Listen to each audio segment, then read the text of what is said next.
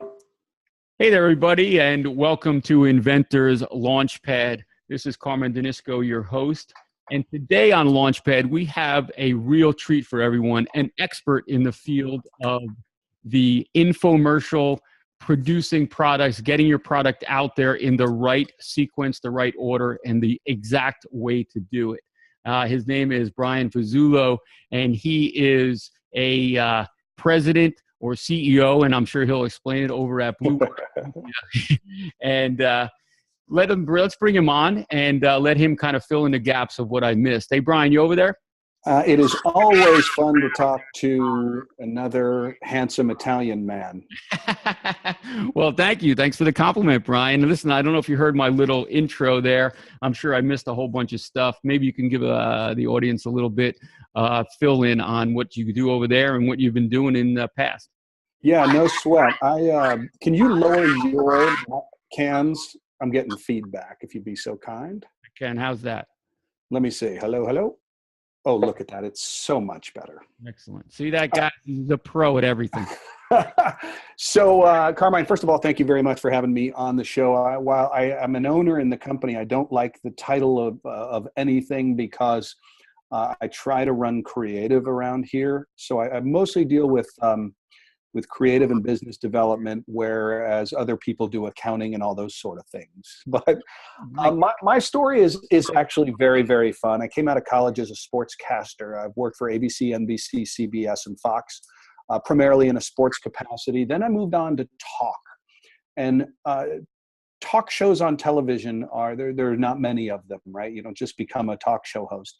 I did an hour a day on WFLA, which is Florida's most watched television station, and it was an advertorial concept. So 5 years, every single day live, 5 different guests, all these different products, all these different people, and over 1,000 different live guests, and really gained an appreciation for entrepreneurship, but most importantly, how to position that product on television so that you can sell it. Wow.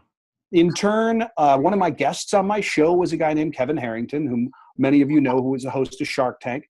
And when I blew up with NBC, Kevin was my guest quite often, and he admired me for what I was doing. I admired him for his 30,000 square foot home and all the money he was making.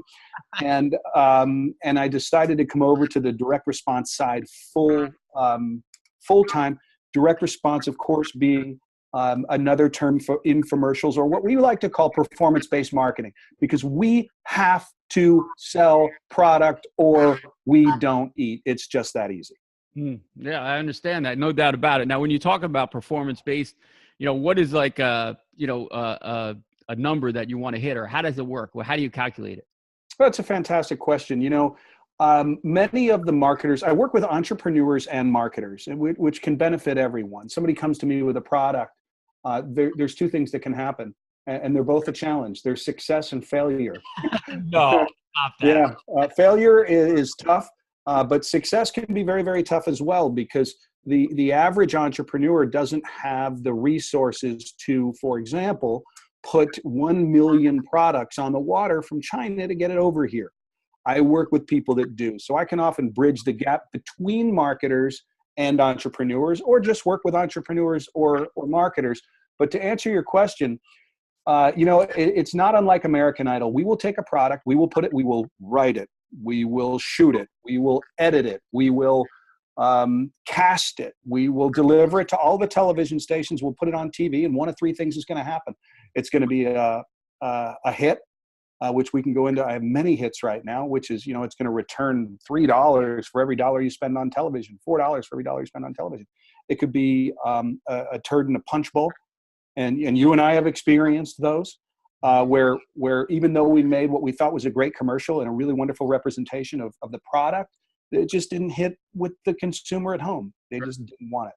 And the third thing that can happen is it can get very, very close, meaning for every dollar in media you spend testing it, you receive $1 back. And when that happens, you've got a free advertising campaign, but most entrepreneurs need to make a profit. So those are sort of the very generic metrics that we deal with. while it goes much, much, much deeper into cost per call, cost per lead, cost per acquisition, media efficiency ratios and all that stuff. I won't bore your viewership with that right now, but we can get into it, should anyone really want to learn about it. No, exactly right. Well, the thing about it is with everyone and you run into this all the time, everyone thinks they have $1 billion product. I mean, you hear that 10 times a day. And when somebody comes to you with a product, what should they really be telling? Like, what's the truth before they come to you? Should they really be talking about, how do I know I have this $1 million product? Yet another wonderful question. I rarely have people come to me and say, this is the second best thing you're going to see today. I will defer to one of my clients. He is the CEO and owner of All Star Marketing and a dear friend. And I was speaking with him on the ride into work this morning. His company created the S2e. They sold 50 million units, right, at $20. Do the math. There's $1 billion right there. Mm-hmm. And Scott, I believe, has a little sign in his office that says, "Don't fall in love with your product."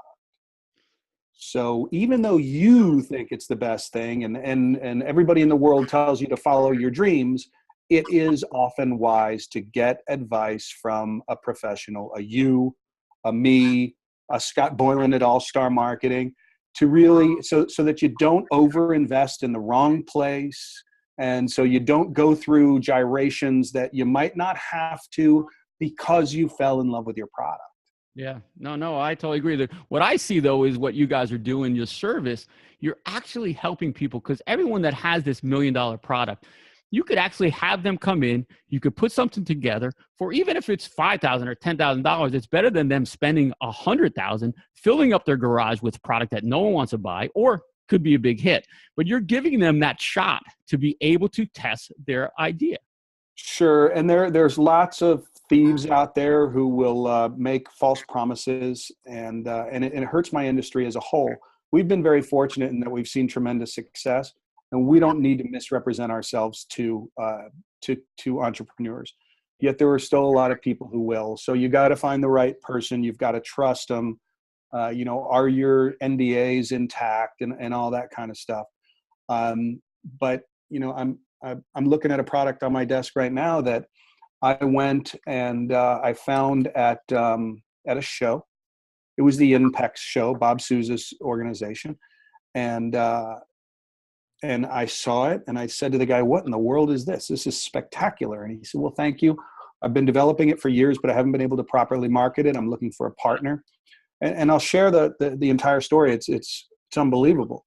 And I'll leave names out, but I took that product to some of my well-funded groups, and they turned it down. And I was bummed, and myself and the inventor stayed in touch, and I wanted to do everything I could to help him. 2 years later, I get a call from the biggest numero uno marketer in that we know of. And they said, "We've got an unbelievable product, Brian. It's called this." And I went, "I know that product. I know its owner. We're friends." Wow. So they hired me to do the commercial. We've done the commercial, and Carmine, there is an absolute chance that we could sell 20 million units. And this guy's got a lifetime royalty. He's going to be a rich man, and so am I. and there is nothing better than that. No, there's no doubt about it. I mean, basically making people's dreams come true. I mean, you spotted this product. I mean, it just shows 2 years before you got this call. Yeah. And the thing is, and while that was, what amounts to be 3 or 4 years ago, now if I find that product, I do have the connections to blow it up. So, and that's good. I have these guys on my Rolodex. As I said, Scott called me this morning. I'm sitting in my car and I'm like, "Hey, look who's calling. This is nice." Because he knows that I too have my finger on the pulse of what he wants, and he has his finger on the pulse of what I want. So if we can all come together and source through the best ideas out there, together we can make an ungodly amount of money. No, there's no doubt. I mean, there are so many products out there, and that's one of the questions that I was going to kind of say for later, but we kind of led into it. Is there some kind of metric or some way to know if a product's going to be a hit, or you just have to test it? You have to get it out there and see if people want it. You can certainly stack the deck in your favor. There's a blogger out there. His name is Jordan Pine, and his website is the SciMark Report. I would have to Google it or something. And he puts together a very good outline for success in our marketplace. And I can paraphrase, and of course I deal with them every day, so I too know them. He's just the one who put it, on paper. But to stack the deck in your favor to bring a unique and innovative product to market is just that. Is it unique and innovative?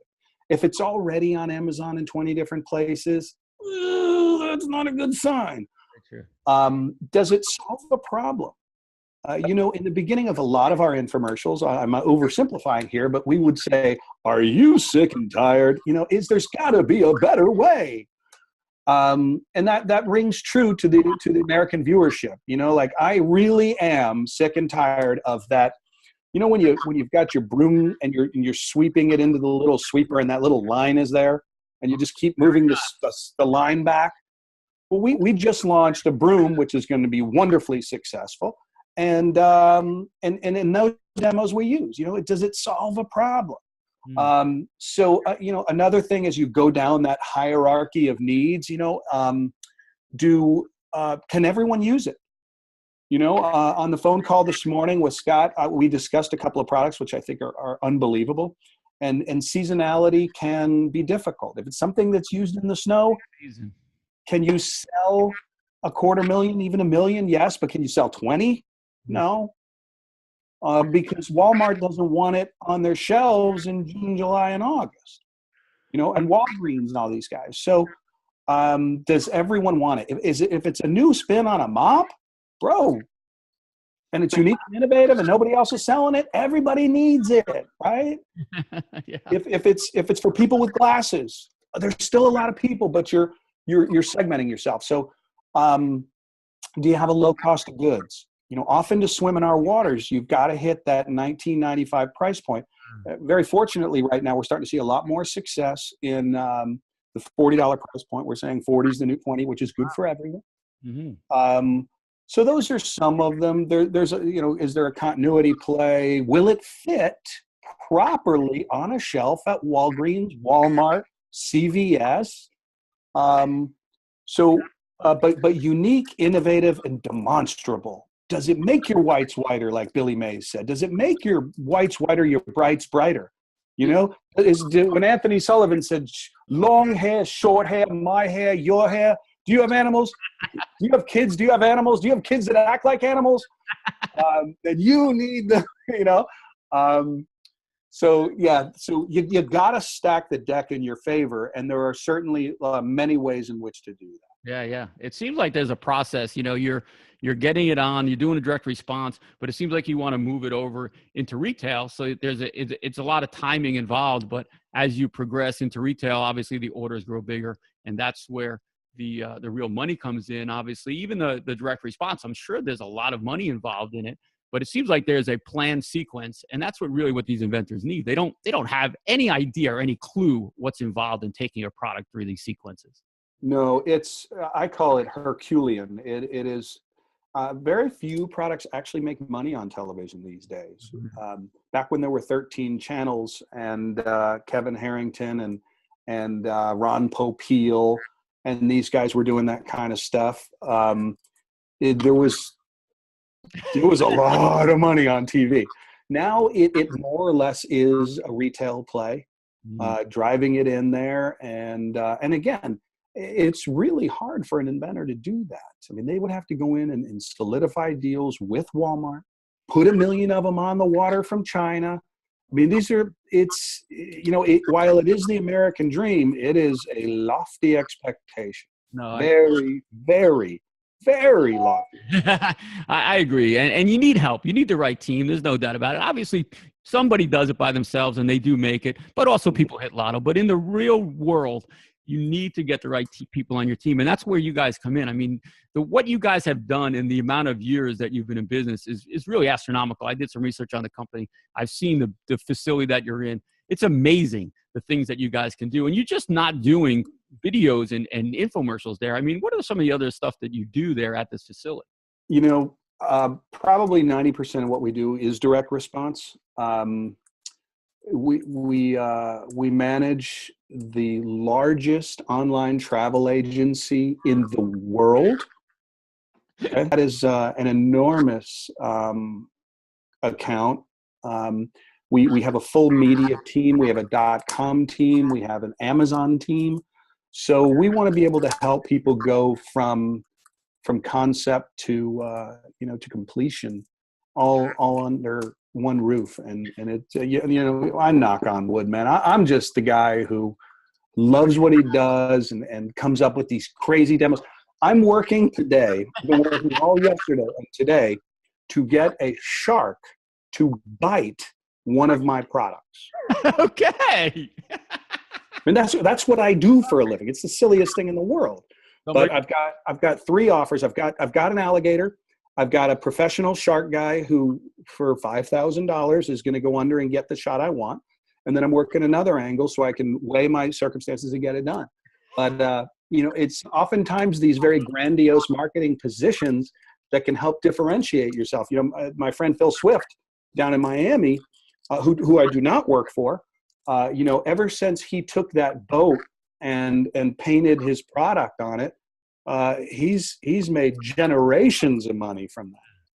Yeah. And everybody knows that. Like you said, some of those infomercials, some of those direct response just stick in your head.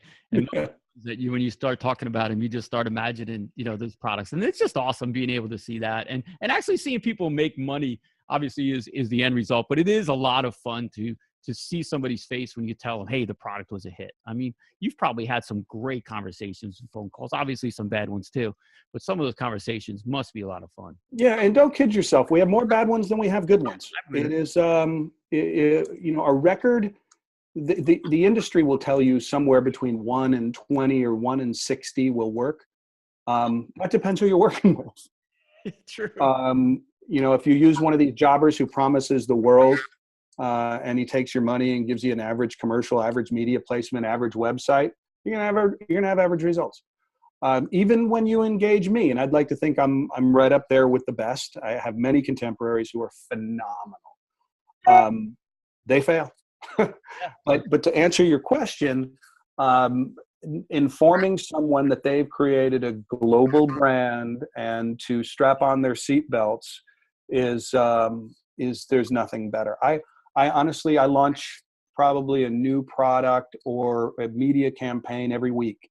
And I still, on Sundays, on the toilet, look at my phone and watch results come in because I'm horribly addicted to people's success.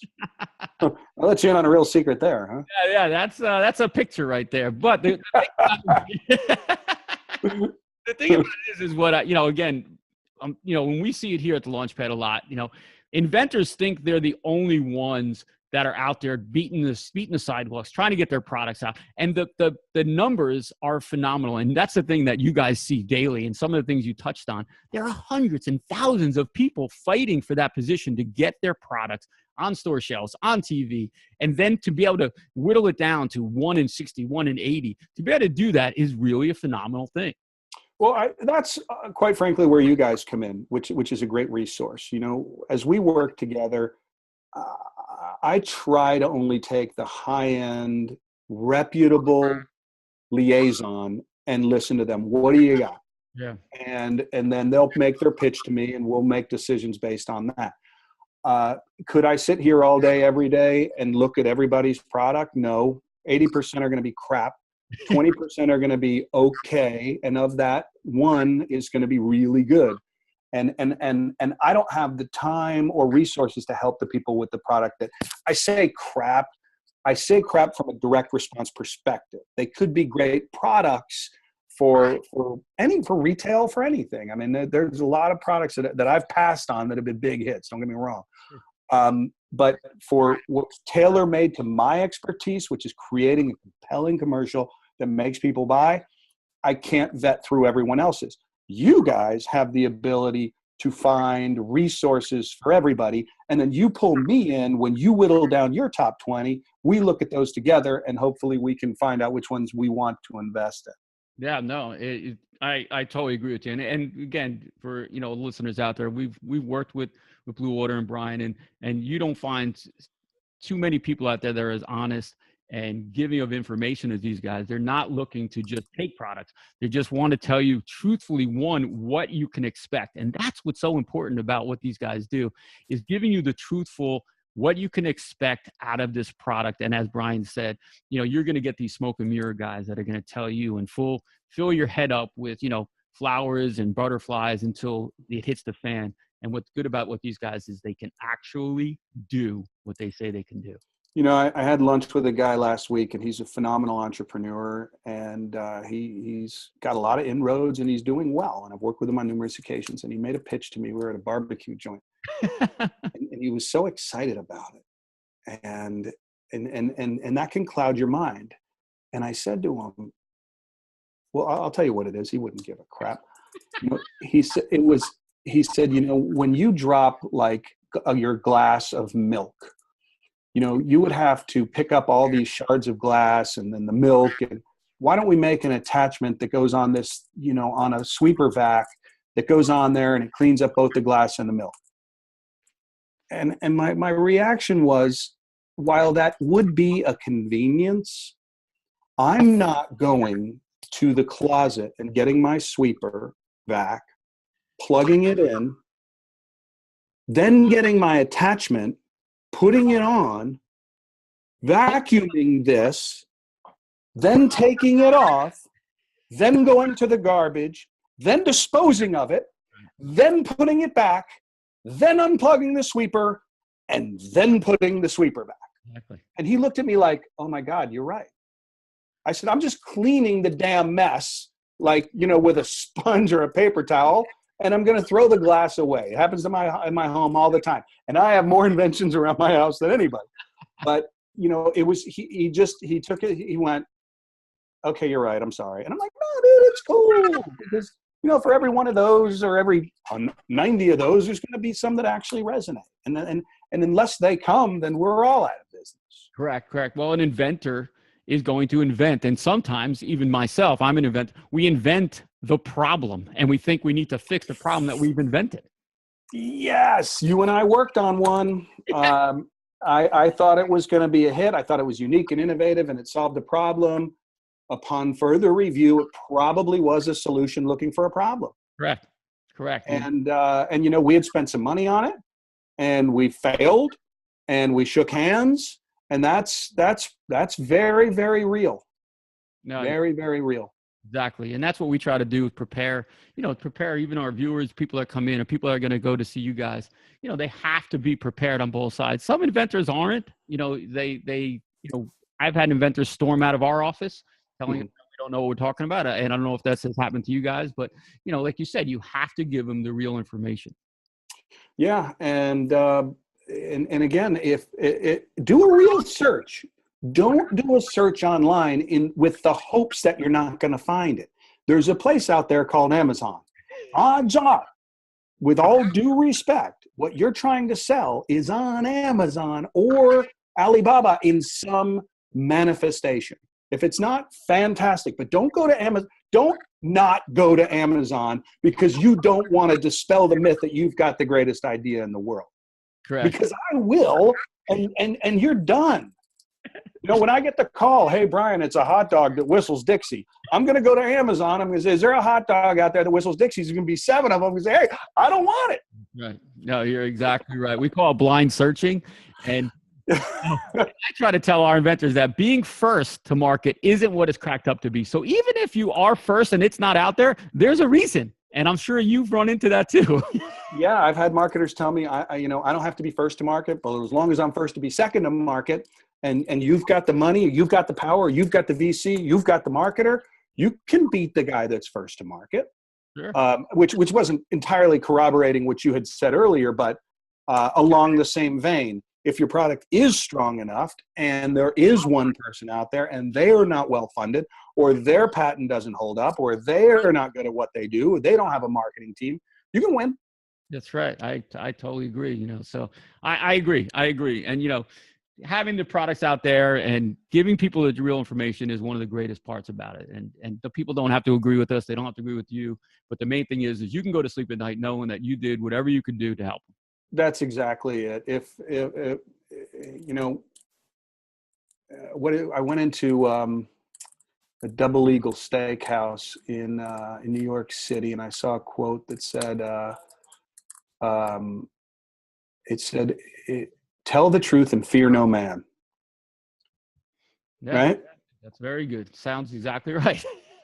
I looked at it, and I probably had a lovely Manhattan in my hand, and I looked up at that and I said, man, because I'm in an industry that a lot of people think is shady. A lot of people think that there's liars and fakers and cheaters, and there are.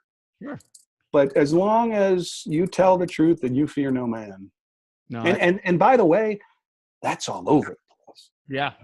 That is everywhere. Every industry has those shady characters. It just seems for some reason, because of the invention and what we do, it seems like it sticks out so much.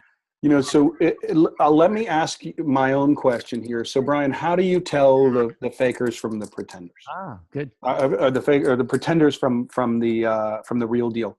One common question you can ask is, show me your rollouts. And a rollout is a simple term for a commercial that tested, did well, and rolled out and went into, either sold an outstanding amount of product on television or went into retail and lived for a while and everybody made some dough. If said company can't show you a rollout, and I could walk you into Walgreens tomorrow and show you, I think in Walgreens right now, in winter, I probably only have 2, but come summer, there will be 6 or 7. And that's when you go, okay, this guy knows what the hell he's doing. That's one of many. Check references. And talk to you guys. You've got your finger on the pulse of all of us. You know who's good. You know who's bad. Oh yeah. But no, you're right. Transparency is gigantic in this deal. All right, so let's switch gears a little bit. I know we covered that. Is there any other little tips that we can give? 1 or 2 other tips? I think we covered a lot before we switch gears a little bit that you can think of before an inventor came to see you. I think we covered a lot, but is there 1 or 2 little tips that you could think of? Here's one. Oftentimes inventors will come up with an idea, engage with a patent attorney, manufacture prototypes, and even manufacture product. And I'm not saying that this holds true every time, but the way most of our products and services from people who really know what the hell they're doing, like Scott up in New York and the guys at Snuggie, they will more than not test the product with a prototype before they go to manufacturing. We don't hit the credit card if people buy from us on television or on the web. There's lots of web testing platforms where you can gauge a certain need for your product and the viability. Will people buy it? There's algorithms that can help predict our success. So I guess one piece of advice would be, despite how much you love your product, don't order 50,000 of them unless you've got a place for those things to be sold. Because you might end up with a gigantic warehouse, and those guys are rough, full of product and broken dreams. Conversely, if you do test something on TV or on the web and it works very, very well, be prepared. Align yourself with the right people who can help you scale, because if you don't, someone else will. I agree. I think once, like you said, once that product hits TV and other people in the industry see it do well, you have to be ready to move quickly. Is that correct? You have to be funded. You have to be ready to move quickly. You've got to. It's a crazy game, my friend. You got to be ready. You have to have your retail, everything ready.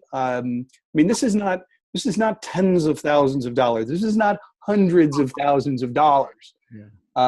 This is $1 million proposition at least when you start to talk about rollouts of product. Yeah. So assembling your team, if you have affluent or venture capital money that you have access to, fantastic. You're going to need it. If you need media funding, get it in place. But really do yourself a favor and see if there's a consumer need, if there's a consumer want, if they're going to buy it at the price you're selling at, and then start all the other stuff. Mm-hmm.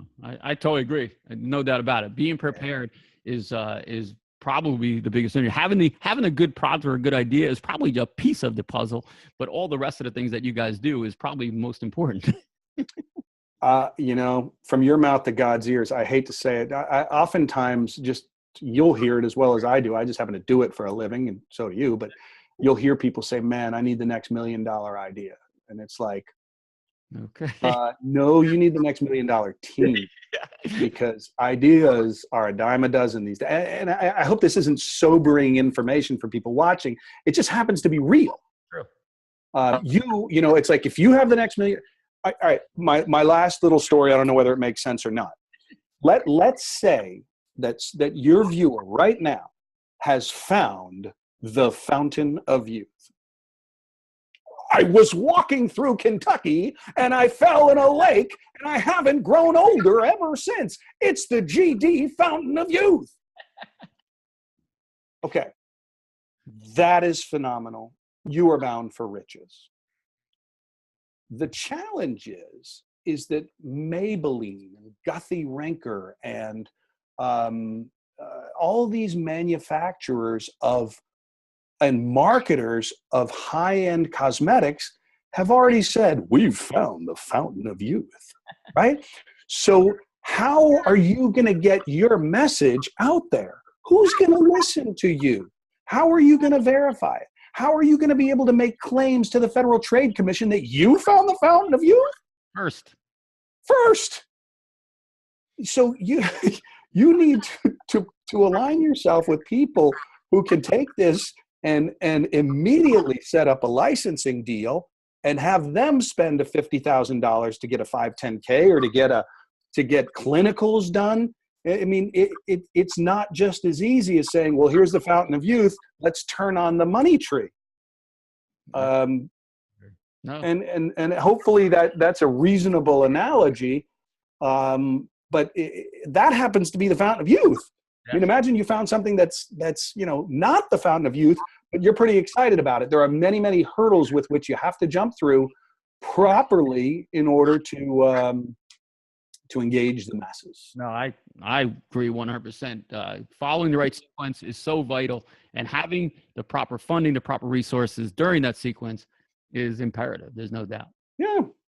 I totally agree. So we only got a few minutes left, Brian, and I just wanted to kind of switch gears real quick. Talk about your company real quick. How great, and again, I think you guys are awesome. You've done. Well, that's very kind. Yeah. Talk about. I mean, I know you talk about going from like 300 or 500 square feet to your current situation where you have a huge facility right now. Maybe you can just give a quick, 10,000 foot overview of when you started and how you got to where you are. Well, that's very kind. We started, about 10 years ago, and we've had a meteoric rise. All that stuff is true. I'm humbled by it. I'm only, as far as I'm concerned, I'm only as good as my last commercial. If it failed, I hang my head low and I kick myself and I go home and I'm mean to my wife. And despite the fact that I've had what could be perceived as tremendous success. I'm looking around here, and I don't necessarily want to show products, but could we achieve sales of 50, 100 million this year? Yeah. And to me, it's about, finding that next product, striking a deal, bringing it to market, rocking and rolling, drinking wine, eating steak. And, that's what it's all about for me. Exactly right. But that's what keeps you ability to get out there and talk to people and having fun, doing what you do, and actually being successful at it. I will defer the credit to my team too, because, when we started it was 4 guys and we wrote, shot, edited, and delivered all these spots. And now I've got guys who execute my wishes from a very high level. So I'll write the script and I'll executive produce, which means I'll take care of the money side, and I'll send it to my guys, and Justin and Brandon and Micah and Mike and Mark and Adam, and they just crush it, so that I can, spend more time with my marketers, more time with people like you, more time with entrepreneurs, so that we can, make deals and feed that group back there who, without them, I'm absolute, none of us are anything. We're crap, No, you definitely have to have a good team behind you, and it seems like you guys do. Any awards? I know that you guys were up for some Moxie Awards. Anything that came through on those? Yeah, we won 2 last year, but again, I know, but it's nice for people. That's very kind. We have a sort of a Oscar awards, for infomercials, which is inherently funny within itself. It's like Billy Mays and Mark Gill and Anthony Sullivan are accepting awards. And yeah, I think last year we won best short form and best website. Well, it was like best short form housewares and best website. And it's fun to be recognized in front of your peers and see the rainmakers. We go on these our conventions and whatnot, or through Electronic Retailers Association, which is a great governing body. If anybody wants to look that up, they're the people who oversee our group, and it's a good group to join, to be part of this community. There's also another one called Response. That's what the magazine's called. They're both reputable organizations. And when you embed yourself inside these things, that's who you're going to meet at these conventions is me and Scott and AJ and Keith and all these guys who and the other producers who are ridiculous. I mean, John Miller and Brad Cole and Anthony Sullivan, and I mean these guys, Derek Schwartz. We are, and I say this with myself, Christy, we're a small community that, we may do 250 billion this year, but there's really only 100 people in our fraternity. So, I would advise that too. Look into, the Response Group, and look into John Yarrington, and look into ERA and Jim Paris. Reputable people when you join these, you're part of our group. Yeah. Bob Souza does a great job at Impex and Invent Help, and you guys do a great job. But it is important to align yourself with these groups. I agree. I'm dropping all kinds of names here. No, that's great. I mean, people need to know, and somebody like yourself who is dropping these names, it shows that you are, one of the top guys in the industry, and you're not scared to talk about it. Just the people that won't talk about people, who try to not allow you to talk to anyone, have to listen to you. Those are the guys that they have to watch out for. And the information and the hints and tips that you've given really show that, you know what you're doing. You're not worried about giving out information like that. So no, I encourage my clients who are vetting me to talk to, 5 people whom I know will take great care of them, and make their decision based on that. I would hope that they speak highly of me as well, because together we help hold the industry up, whereas there's probably 100 people who are trying to pull us down. No, exactly. I totally agree. So, all right, Brian, I think we're kind of out of time. It's been very, very interesting. I'm so glad I got to have you on the show. I know you're busy. Is there anything real quick, or is there any events coming up that somebody can visit yet that you have coming up in the near future? That's a wonderful question. And it's okay. I'd like to go to LA next week. ERA is actually having a mixer out there where I see all my clients in one place. That sounds my children have a volleyball tournament, and it's Gasparilla down here in Tampa. So it's not actually Gasparilla. That's in a couple of weeks. Look into electronic retailers and look at Response. And they even have inventors corners and places where you can go and you can put your product, and we're all going to walk by it. Oh yeah. And one of us may license it. One of us may give you encouragement on how you can make it better. Like, well, if it could do this, then women would like it. Oh, I mean, maybe they never thought of that, right? Oh yeah. So now, So, how's the best way to get in touch with not you, but with someone in your on your team, or is there a best way just to go to the website, or is there what's the best? I got a kid, and I call him a kid because that's how old he is, but he's incredibly bright, and he's fielding a lot of the inquisitions, if you will, inquiries. His name is Austin Buck, and he is one of our gatekeepers. If I fielded everyone's, then I wouldn't be able to do my job properly. I don't know why we would go any further than you, because you guys are fantastic. Is that you've proven, you're vetted, you're in the upper echelon of people that do that. But Austin at bluewatermedia.tv is a great resource. Again, it's AUSTIN at bluewatermedia.tv.